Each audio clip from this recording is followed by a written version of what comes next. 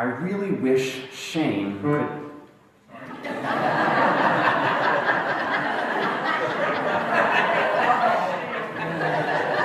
Would you like to come up and give a sermon, Jim? Oh, okay. I'll try that again. I really wish shame could talk. And specifically, I wish it would learn to announce itself. Because the number of times that I get hooked by shame, the number of times my emotions and reactions are driven by a shame response that I'm not even aware of, it would just be so much more helpful if shame could just tell me, hey friend, I'm hijacking your emotional system right now. You should really slow down and look at what's happening, because your responses to the outside world are likely to be going to be driven by me and not your best self. Just a heads up. Oh, if only it were that simple. But let's back up for a moment. What do we mean by shame? The basic definition is that shame is when we feel bad about who we are as a person, which is often contrasted with guilt, which is when we feel bad about a behavior. One of my graduate school professors broke it out like this after being corrected by one of her children. When our dog gets into the garbage can, it is shaming to say, no, bad dog, Rosie. Bad Rosie. If I want to address Rosie's behavior, I need to say, no, Rosie, it's not okay for you to dig in the trash can. You might even say, make better choices, Rosie. Now, dogs probably don't understand or care whether we shame or guilt them, but children do. And while most parents probably aren't so direct about using shame as a tool, I hope most parents aren't saying things like, no, Michael, bad human being. You're bad and wrong for drawing on the wall with your crayon. It can be all too easy to let messages of shame creep in. It's the difference between saying, you are such a messy kid, and you made a mess. The first statement says something about the nature of the child. The child's nature is messy. The second, you made a mess, describes a behavior. Shame tells us we're bad and wrong as human beings. I'm so stupid is shaming yourself. I made a mistake, talks about my behavior. Shame is also more than just a contrast to the guilt of having made a mistake. Shame is any negative belief we might hold about ourselves that defines who we are. I am ugly and unattractive. I'm stupid and I screw up all the time. I'm worthless. Nothing I ever do is good enough. These are all internal beliefs that many of us hold in different variations that we rarely talk about. We don't talk about them first because usually our heads, our intellect, our smarts, our brains knows them to be false. And so we try to pretend the feelings of shame we have don't exist because we know better. If only knowing better in your head made shame go away, the world would be a much happier place. The second reason we don't usually talk about our feelings of shame is because, even though our intellectual selves know these to be false, our emotional selves believe these things to be true.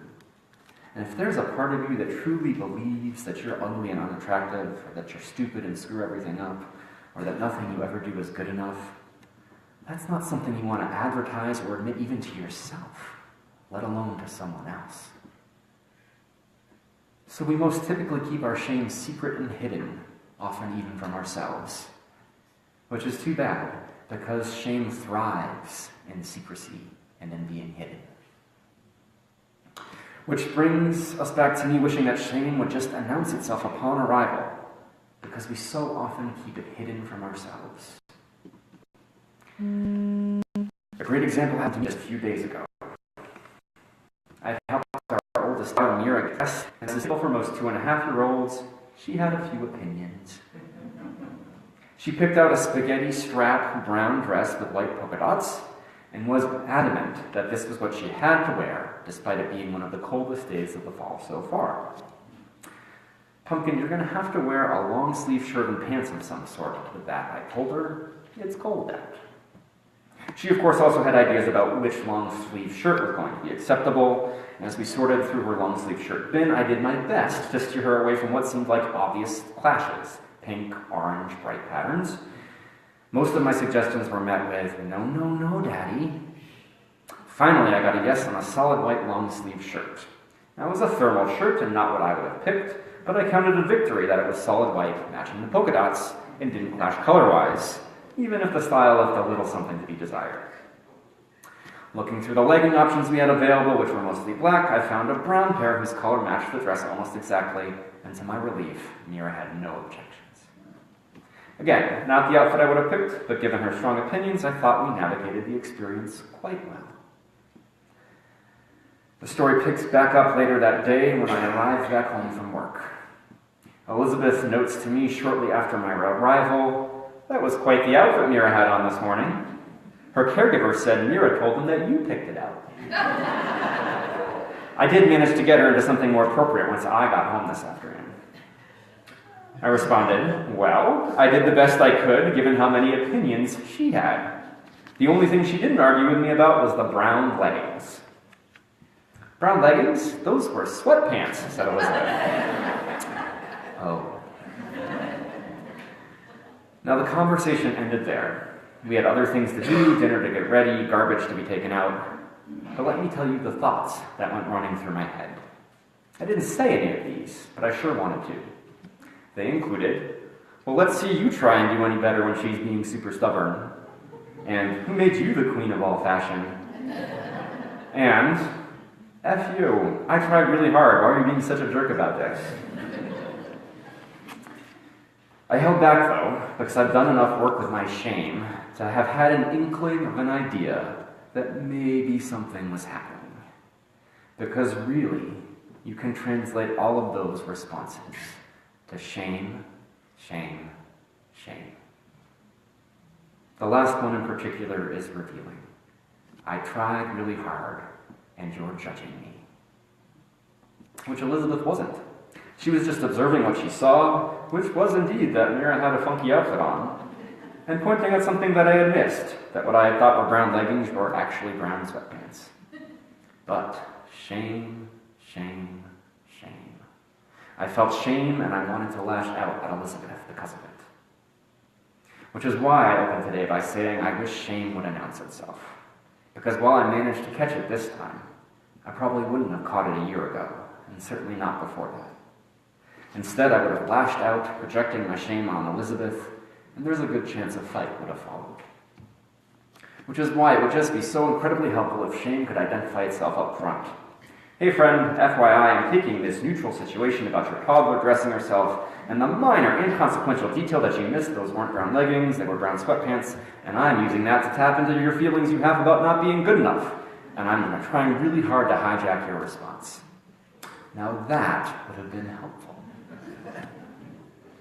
I managed to get there on my own in this case, without pushing my shame out on Elizabeth. But there are still plenty of other times where I miss it, and the shame creeps in, and I bleed it all over someone else. Unfortunately, most often, Elizabeth. This is why shame is so powerful, and why it's so important to practice being aware of it and to name it. It's also why it's important to have healthy beliefs and theology about shame. The concept of original sin, long promoted in Western culture by the Christian church, is a harmful interpretation of human nature. The idea, of course, is that human beings all have original sin, something wrong with us, dating back to the first humans, who fell from God's grace when they consumed fruit from the tree of knowledge of good and evil. Now, there's whole books written about this. I'm simplifying, of course, but that's the general idea. And this is a shame-based theology, one which some Christians have since disavowed, but which others still hold on to today. Unitarian Universalism, on the other hand, stands in stark contrast. Our first principle affirms the inherent worth and dignity of every person, which is just fabulous and wonderful and amazing. Thanks and gratitude to the UUs across the country who helped write and craft our 7 principles, because inherent worth and dignity is a shame antidote. Our first principle affirms for us that no matter how badly we screw up, no matter how many mistakes we make, no matter how bad our behavior, we must not shame ourselves, we must not accept shame from other people.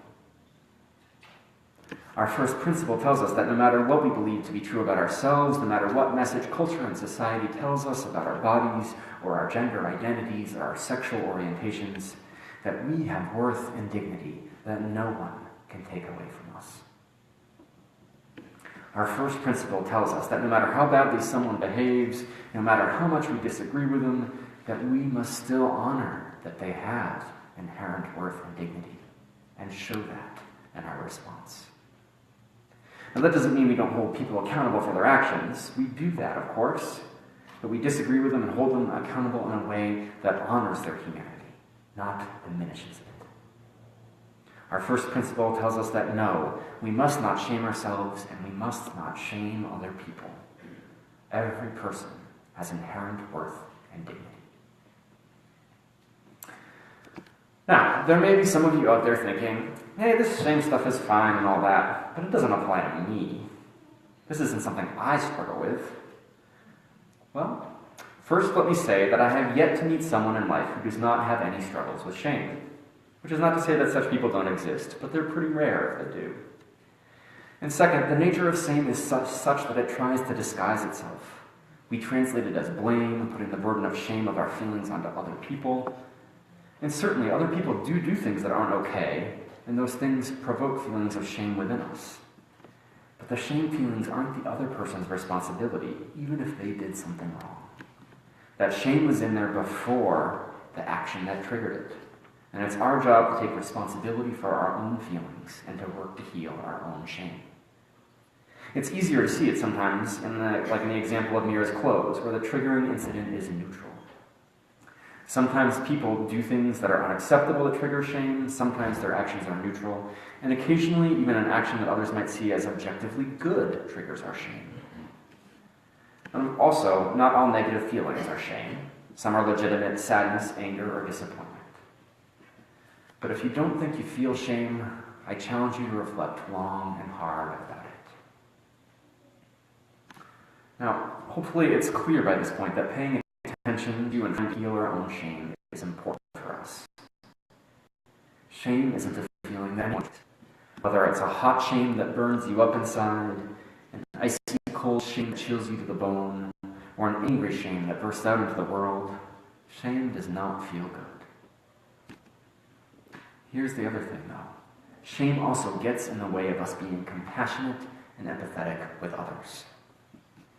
Buddhist nun and spiritual guide Pema Chodron defines compassion as follows.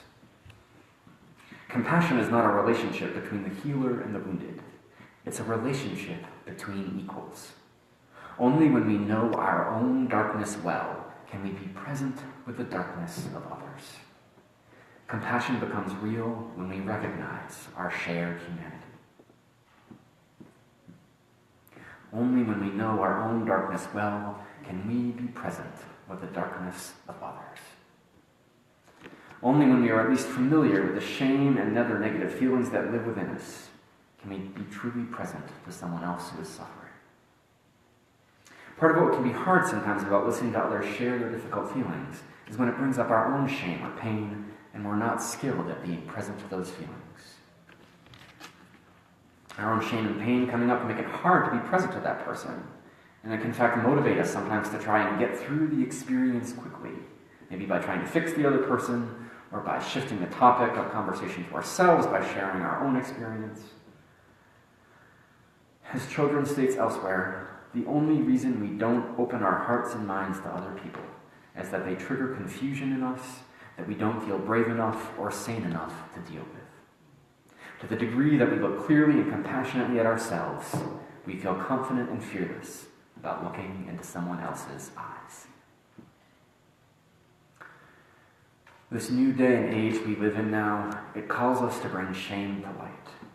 Because we're never going to be able to move forward as a country if we can't feel confident and fearless about looking into someone else's eyes and having a conversation about hard topics. The other thing about Chodron's definition, only when we know our own darkness only when we know our own darkness well, can we be present with the darkness of others. This is true for our own selves as well. Only when we know our own darkness can we be present and compassionate with ourselves? If we don't know we have shame, if we're not aware of it, and if we don't have strategies for dealing with it, it just runs the show and we're stuck with it. Getting to know our shame is the only way to help begin to heal it. Shame researcher Brene Brown offers a strategy for how to respond and rebound when we get stuck in a shame cycle. First, you have to be aware that you're having a shame response of some kind, even if you don't know what it's all about. So the old cliche is pretty true. Admitting that you have a problem is half the battle. Catching that I was in a shame cycle was something I was very fortunate to have happen when I was talking with Elizabeth about Mira's clothes selection. I knew something was going on, I just didn't know what. And Brene Brown's suggestions in these situations is to try and figure out what the story is you're telling yourself. So for example, I didn't know this at first, but as I took the time to think about my internal response to the situation, it became clear that the story I was telling myself was this. I try so hard. I've always been made fun of for the clothes I wear. It doesn't come naturally to me, so I try to learn the rules. No brown and black together, that's one of the rules. Almost all of Mira's leggings are black. I found the one that I thought was a perfect match, brown with brown. I didn't realize they were sweatpants. I tried really hard. Got a shirt that matched color-wise, even if it wasn't the right style over Mira's objections. I tried so hard, and it still wasn't good enough. Nothing's ever good enough. I'm not good enough. It's hard stuff to name out loud. And I worry that some of you are going to judge me, because really, what was I worrying about? Small potatoes, right? And my head even agrees with that, though in a non-judgmental way. I know intellectually there was nothing to feel shame about in that situation. But here's the thing about shame. It's not rational, it's not reasonable. It just is. And it just is so much that even when I remembered this morning that I needed to get Elizabeth's permission to include this story that involved her in this sermon, I couldn't bring myself to just tell her the story. What I did was I tried telling her really vaguely what it was all about, an interaction with her and Mira that brought up shame for me that happened a couple days ago, without giving her any of the details, because I still felt the shame. She, of course, was confused and wanted to know what specific story I was talking about, and I managed to spit out, the one from the other day where we were talking about the outfit I helped Mira pick out. But I had to fight just to name it. And when Elizabeth asked, "What did you feel shame about?" I couldn't even bring myself to answer.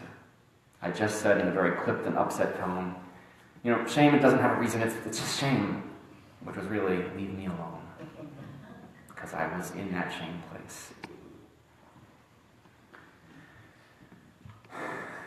It's easy to say, there's no shame in that, because there was no need for shame in the conversation I had with Elizabeth. Mira had lots of opinions about her clothes, and I, in the morning rush, mistook sweatpants for leggings. And honestly, even if I had done it on purpose, there was no reason for me to feel shame. Toddlers wear funky outfits, especially when they're picking all or part of them. There was no need for shame in all of that, and yet there was. Because it triggered something in me, it triggered old experiences in me, it triggered shame in me. It triggered not good enough. Friends, there is too much shame in our communities, our culture, and our country. Too often, people are taught to feel bad about who they are, bad about their bodies, bad about their gender identities, bad about their sexual orientation, bad about the color of their skin, bad about their sense of humor, bad about the way they dress, bad about so many things. Shame is pervasive, and it harms us and it harms others. In a time where there is so much shame and pain in our country, in a time where it is seemingly becoming more and more acceptable to act out of our own shame and pain, and to act out our own shame and pain on others, even though it's not actually. We need desperately to do the work of healing our own shame, so that not only can we heal ourselves, but so that we can also help bring healing to others.